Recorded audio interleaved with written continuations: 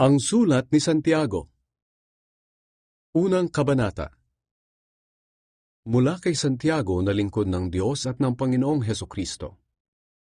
Mahal kong mga mananampalataya na nagsipangalat saan man sa mundo. Ang pananampalataya at karunungan. Mga kapatid, magalak kayo sa tuwing dumaranas kayo ng mga pagsubok, sapagkat alam ninyong nagdudulot ito ng katatagan sa inyong pananampalataya. Kaya tiisin ninyo ang mga pagsubok upang maging ganap at walang anumang pagkukulang ang buhay nyo. Kung mayroon mang nagkukulang sa inyo sa karunungan, humingi siya sa Diyos at ibibigay ito sa Kanya ng walang pagmamaramot at panunumbat.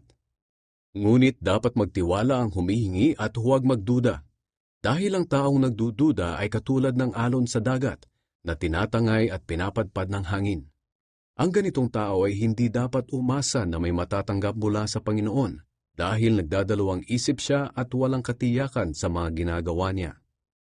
Mga mahihirap at mayayaman. Dapat ikagalak ng mga mahihirap na kapatid kay Kristo ang pagpaparangal ng Diyos sa kanila.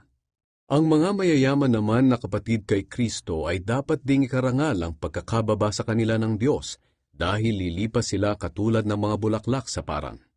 Natutuyo ang mga damo sa matinding sikat ng araw, nalalaga sa mga bulaklak nito, at kumukupas ang ganda. Ganoon din naman ang isang mayaman. Mamamatay siya sa kasagsagan ng paghahanap buhay niya. Mga pagsubok at tukso.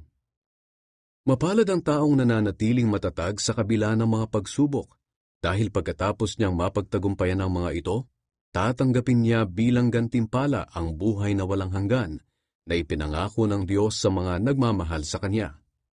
Kung dumaranas ng tukso ang isang tao, hindi niya dapat isiping galing ito sa Diyos dahil hindi maaring matukso ang Diyos sa kasamaan at hindi rin siya nanunukso sa kahit kanino. Natutukso ang isang tao kapag nahihikayat siya at nadadala ng sariling pagnanasa. At kung susundin niya ang pagnanasa niya, magbubunga ito ng kasalanan. At kung magpapatuloy siya sa kasalanan, hahantong ito sa kamatayan.